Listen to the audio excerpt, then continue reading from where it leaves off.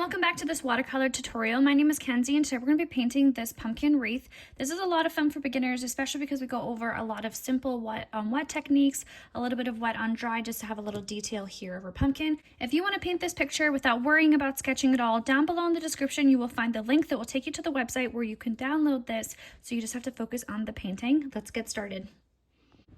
So this right here is my Winsor Newton watercolor paints that I have taken from the tube and put it inside this palette that I got off of Amazon. I have a tapping cloth right here. It's always good to have one. That way you don't have excess water on your page.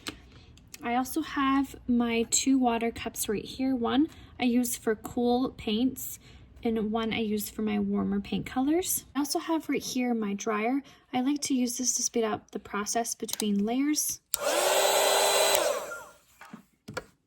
These are the brushes that I use. These are the silver black velvet. I have size 12, 4, and 8, and these are the round tip brushes. I'm using this painting as an example. I always like to have painter's tape on hand. I like to paint down my paintings. It's easier to one film and to also just keep everything from moving around and it getting a little messy. It also helps to protect your desk, which you'll see mine is very worn. So it definitely does help with that.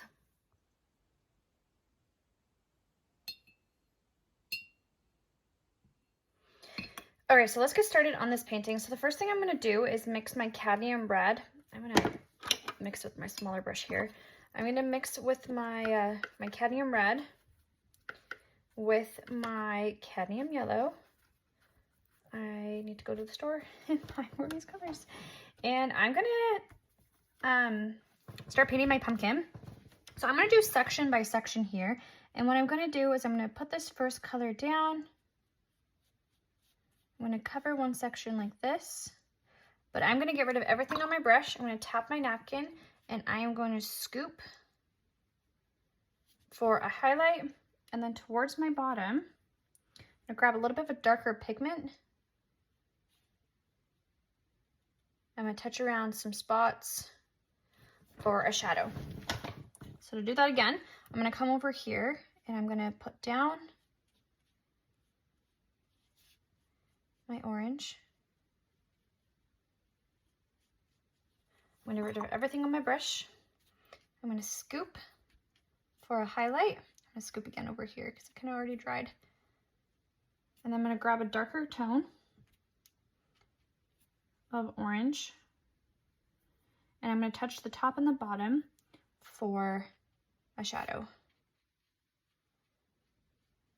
And even around the edges, just a little bit as well, we can do that. And continuing on. So this time when I do my highlight, I'm going to do it more towards the top versus the middle. So I'm filling in this pumpkin groove. Get rid of everything on my brush. I'm going to tap towards the top. And then I'm going to grab a more pigmented yellow, orange, sorry. Tap my bottom for a shadow. Tap the top for a little bit of a shadow as well.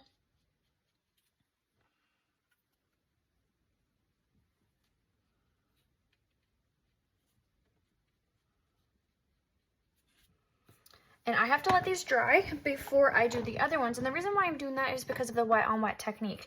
Because this is still wet, if I came in this groove with the orange as well, everything would just bleed and blend together. But because I've let this area dry, when I come in to paint this blank area, I'm going to have a nice crease. So almost like a natural divider between my pumpkin grooves. And it's really just going to give dimension to my watercolor painting. So that is why I'm not completely covering everything all at one time.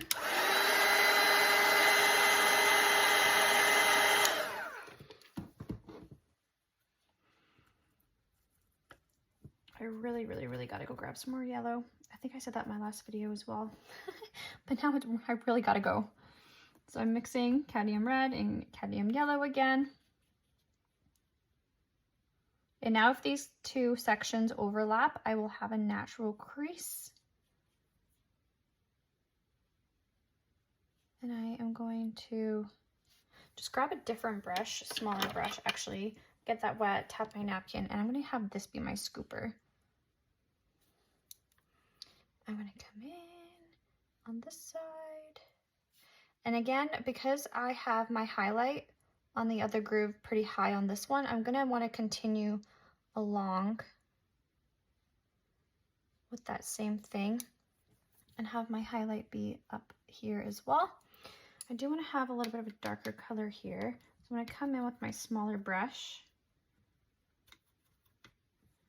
and just mix in a little bit of depth here.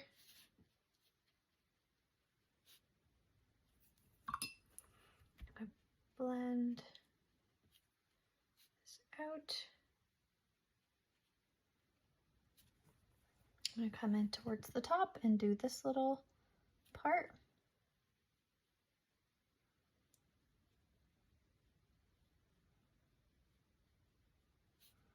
I'm going to do over here as well. So because there is a light source towards my top, I'm going to come in and just scoop a little bit towards my top. Just scoop a little bit. Blending out my harsh lines that I have. And I'm going to dry this before I can move on.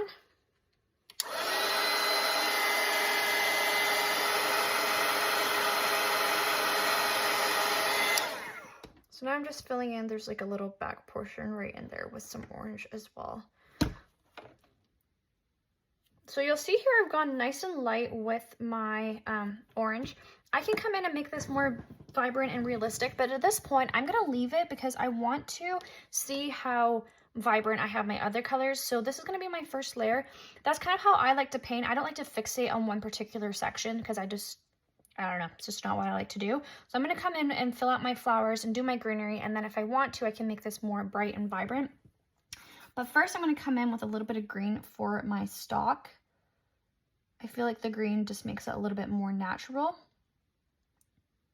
And then I'm going to come in with a little bit of brown. And I'm going to fill in that brown on the edges in some areas.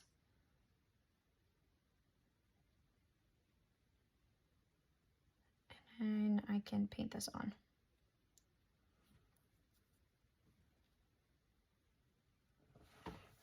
Okay.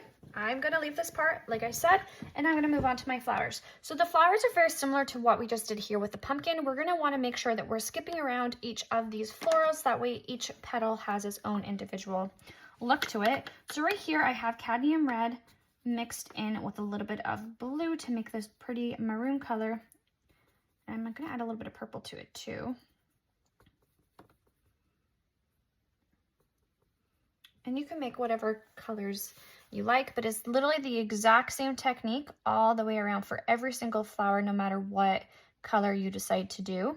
So I'm coming in with my color, and I'm actually going to be pulling a lot of that extra paint that I have just to some areas like that. I'm going to come in with my small brush. This is my size 4, and I'm just going to scoop for a highlight to let that dry. I'm going to come and do the opposite side. And any excess paint that I have on my brush, I'm tapping it around different areas so that I can have some shadows at some points, and then I'm lifting up for a highlight. And I can just keep doing this all the way around different,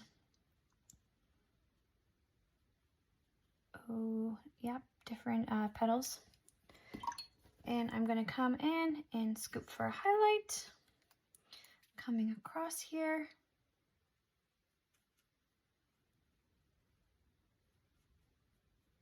Pulling any extra paint that I have, tapping around my creases, different spots, and scooping for a highlight.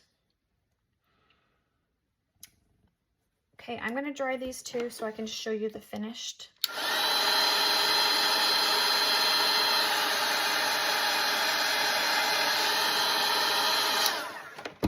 So now that these two are dry, I can come in and do the other sides.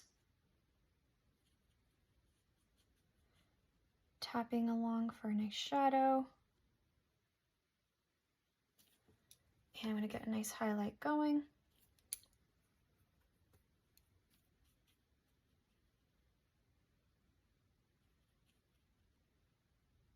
So because this is a fall painting, I'm going to do my other florals more yellow as well. I feel like that would look really good having a little bit of a contrast here.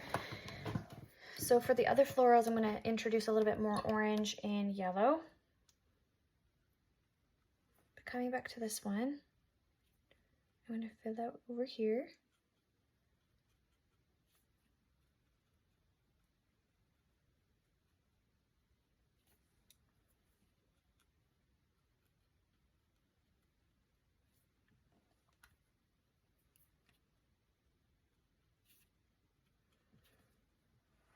And I'm gonna dry it.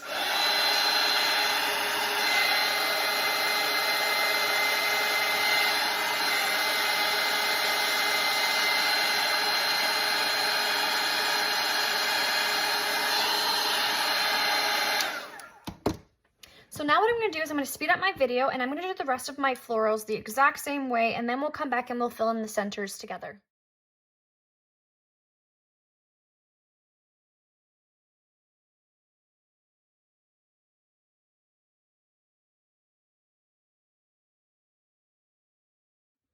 Okay, now so for the middle, I'm going to come in with just a little bit of black. And then for the middle, I'm going to come in and I'm just not filling it in 100%, and I'm just doing like little C shapes, and I'm leaving some white space. White space is just gaps of paper that you can see shine through. Then I'm going to come in with a little bit more pigment and just touch the edges, and I'm doing like little dots there so I can have some depth as well. So I'm coming in again with a little bit of C shapes with a lighter gray, almost like a gray color, I'd say. And then I'm coming in with a full black pigment, and I'm doing like little dots towards the edges, letting it touch into the gray for that wet on wet technique. And I'm just gonna do this all the way over. This one's kind of like a half, it's just a different angle of the flower. Coming in with my gray, then my black around, touching the edges.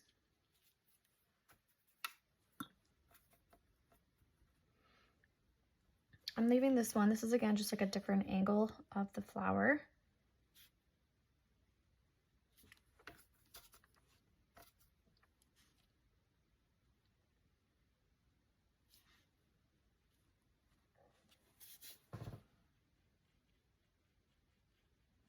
Coming with little C shapes in the middle, going around the edges with some black, letting it touch in.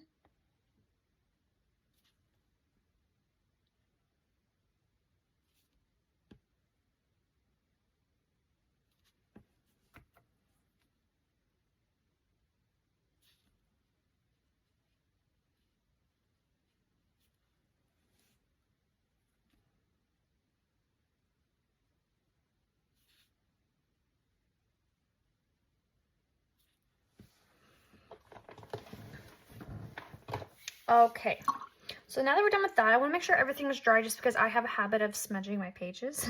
So I'm just going to dry it really quick.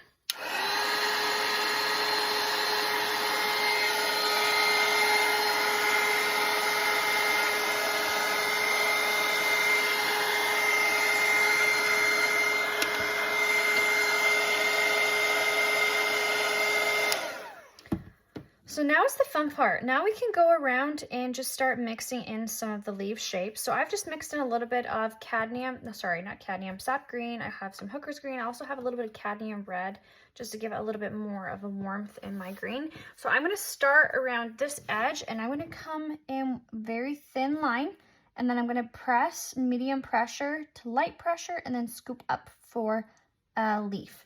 And the same concept with the flowers. I can come in with different shades of green, and I can tap it in and let it blend with the wet on wet technique. I can even come in and scoop for a highlight. And make sure when you're doing this, you're coming in and you're adding in different variations of green as well. You're not just sticking with the same shade. This will really just make your wreath seem very full. So I'm coming in with different, I love the highlight. I like just scooping. I really enjoy how it looks. I can even do like a breakaway, so a very thin line coming from my wreath circle, and I can do like little mini leaves coming from it. So the thing about this particular wreath is it's not supposed to look perfect. This is a very loose watercolor painting, so have fun with this. You can try out different shapes, different colors, use different size paintbrushes as well to get different types of effects.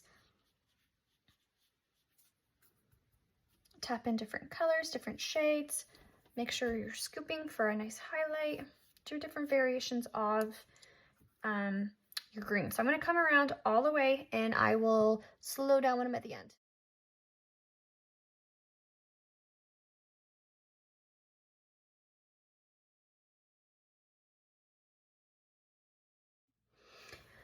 Okay, so you'll see here at the bottom, I do have like little berries. So just make sure when you're filling these in, you are just leaving a little bit of white space. This will just help with the depth and dimension here. So I'm just filling in my little circles, just leaving a little polyp of white opening. And then we're gonna let this dry before we can even come in and do the greenery. Otherwise that wet on wet technique, everything will just kind of fall everywhere. And you can also add these berries in other places as well. I do like to work in groups of 3, so I am going to put like a little baby bunch of berries right here, and then I feel like to balance it out, I'll just do like a little stack right here as well of some berries.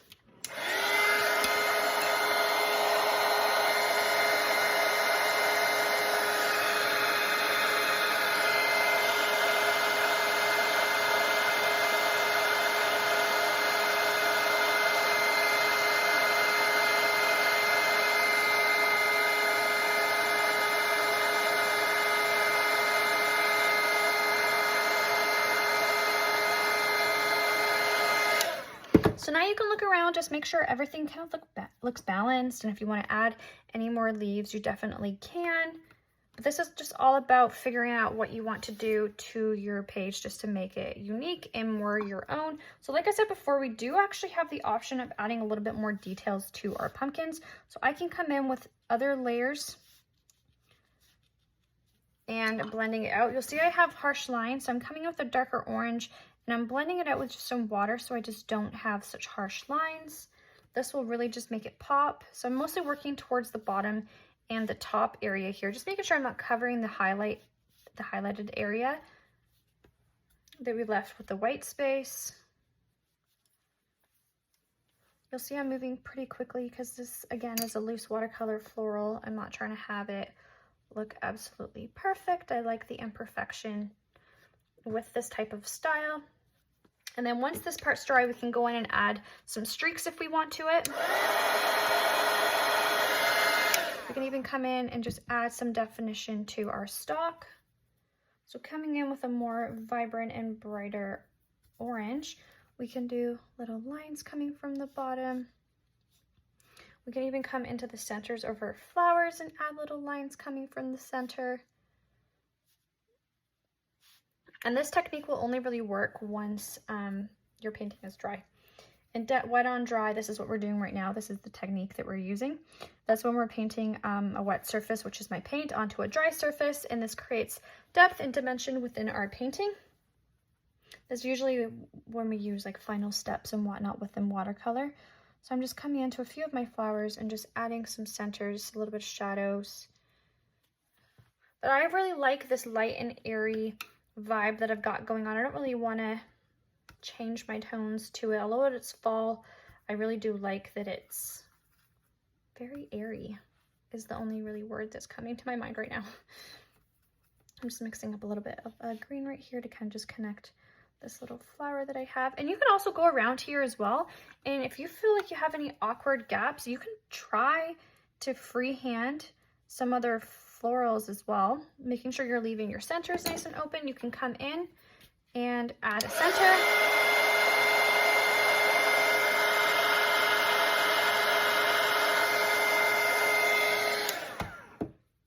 And just really make this sketch your own.